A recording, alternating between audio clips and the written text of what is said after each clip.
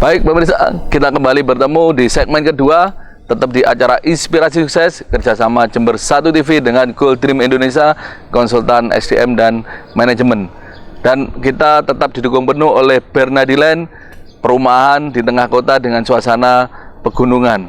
Dan kita sekarang tadi di lokasi marketing point, kita sekarang berada di lokasi outbound atau lokasi rumah-rumah Madura. Ini bagian dari apa istilahnya kepedulian Bernadiland untuk melestarikan ya budaya Pendalungan istilahnya. Kalau Jember itu budaya Pendalungan karena kenapa Pendalungan, ada campuran Jawa, Madura dan berbagai etnis ya, dan di Jember ini kita sebut sebagai Pendalungan, dan ini bentuk perhatian dari Bernadiland dengan melestarikan rumah Madura. Ini salah satu bagian dari kawasan yang diperuntukkan nanti untuk kebun buah, petik buah, untuk wisata, untuk outbound, untuk apa permainan anak-anak. Dan ini ada rumah yang bisa untuk nongkrong-nongkrong, ini rumah Madura.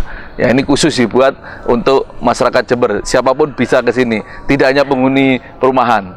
Baik, pemirsa, kita akan lanjut tadi kenapa sih pengusaha kok selalu berpikirnya harus terus berkembang, Tadi Pak Haji Slamet sampaikan, ya kita kan juga mikirkan anak cucu kita, Pak. Ya, biar anak cucu kita nanti juga nggak kelabakan menghadapi tantangan hidup ke depannya. Nah, saya memang memahami bahwa pengusaha itu memang nggak boleh diem, karena juga biasanya pengusaha itu mikirkan tidak hanya dirinya, tapi juga orang lain. Mungkin betul begitu Pak Eko? Ya, betul. Jadi yang namanya pengusaha tentunya tidak bisa berdiri dengan sendirinya, harus melibatkan berbagai pihak. Termasuk adalah tenaga kerja. Nah, kalau sudah bicara tentang tenaga kerja, permisa, tentunya ini sudah membantu daripada pemerintah tentang pengangguran, kan begitu Pak Nyoman. Dan itu pasti.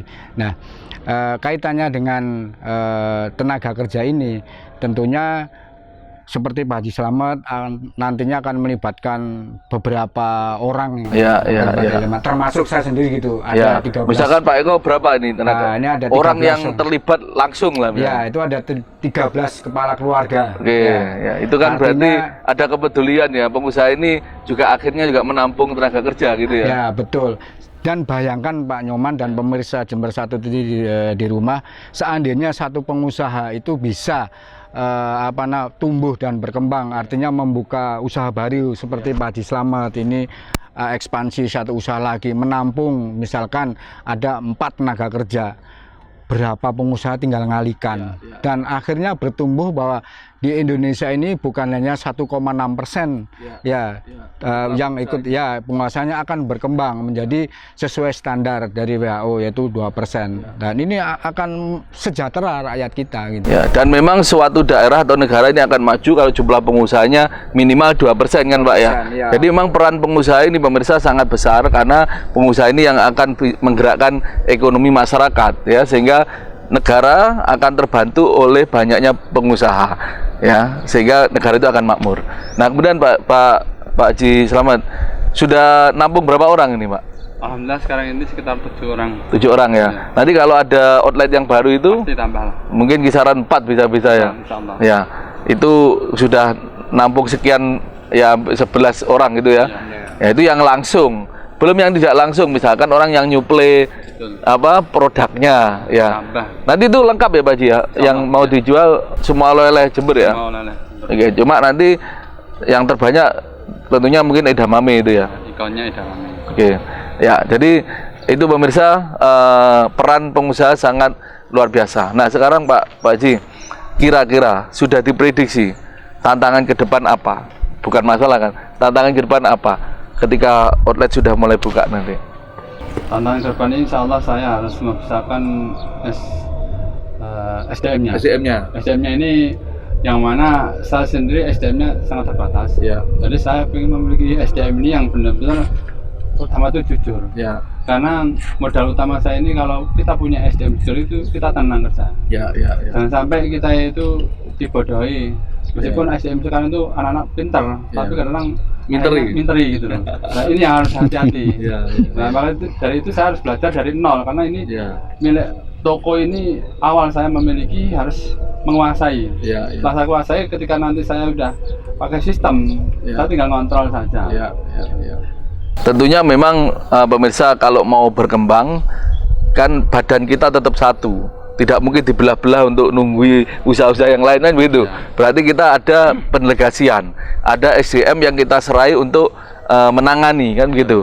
Nah tentunya karena kita kerja dengan manusia, kontrolnya biar mudah, ada sistem yang harus dibuat kan begitu. Nah ini Pak Slamet lagi nyiapkan itu. Nah kalau menurut Pak Eko sarannya apa itu Pak? Tukar SDM, sistem kayak gitu. Wah, ini memang berarti Pak Haji Slamet sudah berpikir panjang. Karena apa? Ketika seorang pengusaha yang membuka usaha baru itu sudah memikirkan tentang sistem, itu lebih enak daripada orang yang sudah punya usaha dan berjalan baru berpikir tentang sistem. Karena apa? Ketika sudah berjalan baru berpikir tentang sistem, itu masukinnya itu yang susah. Contoh misalkan ya, nanti pusat oleh-oleh. Memang saya pikir itemnya tidak sebanyak dengan toko bangunan misalkan, atau toko onderdil spare part, itu bisa ribuan itu itemnya. Nah bayangkan ketika sudah punya usaha baru buat sistem, masukinnya tuh setengah mati. Masukannya stok aja. Ya, itu saya pernah ngalami Pak. Ya, itu pasti kesulitan. Nah, ini jadi kalau Pak Haji Slamet itu sudah Dari awal berpikir dari awal, sudah barang masuk sistem, waduh, tinggal enaknya sudah. Jadi artinya terkontrol. Kita juga bisa belajar dari yang sudah jalan yang besar ya, misalkan minimarket itu kan polanya dia nata barang itu kan kalau di displaynya itu kan nggak banyak-banyak Pak. Betul. Sehingga mudah dihitung. Jadi misalkan satu item 5 kan gitu. Nanti kelong berapa? Oh berarti yang sekian kan gitu. Betul. Plus di entry datanya lewat komputer itu ya. Iya, betul. Jadi memang pemirsa, apa yang ada di lingkungan kita, usaha-usaha yang sudah berkembang di lingkungan kita, misalkan minimarket, itu jangan jadikan hanya musuh ya. Tapi kita coba ambil pelajarannya, ambil positifnya. Apa yang bisa kita terapkan? Karena apa? Minimarket itu pemiliknya kita nggak tahu. Artinya nggak ada pemiliknya. Tapi kan bisa jalan. Mungkin satu orang atau 10 minimarket dimiliki oleh satu orang. Kan mungkin kan?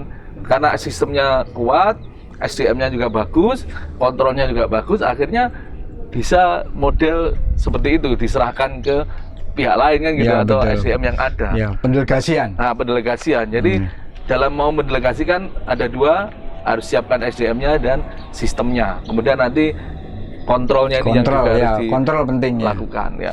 Nah, sekarang kalau selama ini misalkan ditunggu sendiri gitu Pak Haji ya. Kan kalau mau mengembangkan tentunya kan susah kita ya. Kalau semuanya harus ditangani sendiri gitu. Yang sudah jalan ini gimana Pak Haji?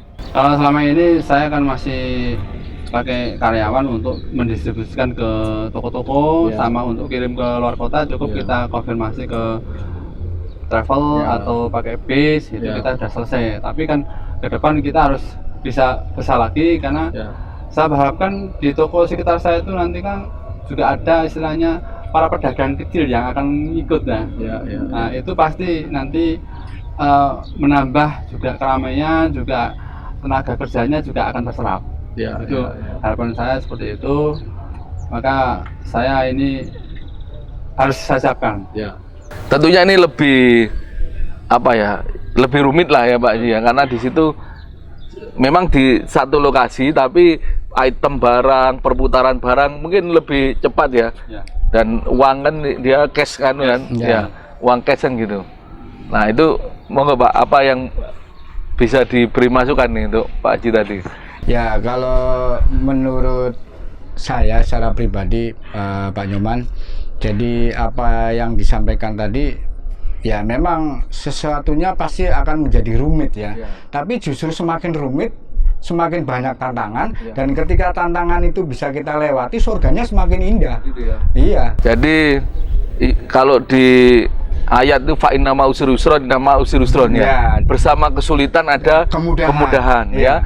Orang yang mau dapat kemudahan, orang harus mau terima kesulitan dulu. Betul. Orang belum bisa naik mobil, ya kalau suruh naik mobil kan masalah. Suruh nyetir mobil. Tapi kalau masalah ini segera diambil, dipegang atau dilakukan, lama-lama masalah itu kan akan hilang. Yang awalnya sulit akhirnya terampil kan itu Pak ya. Ya jadi pemirsa, masalah jangan dihindari ya. Artinya tantangan itu yang akan membuat kita besar, dan tadi hal yang baru pasti rumit. Iya. Karena kita belum pernah atau belum biasa. Tapi kalau kita lakukan terus, kerumitan itu akan hilang dan jadi kemudahan. Baik pemirsa, luar biasa. Kita akan kembali bahas sesuatu yang lebih dalam lagi, lebih besar lagi setelah yang lewat satu ini.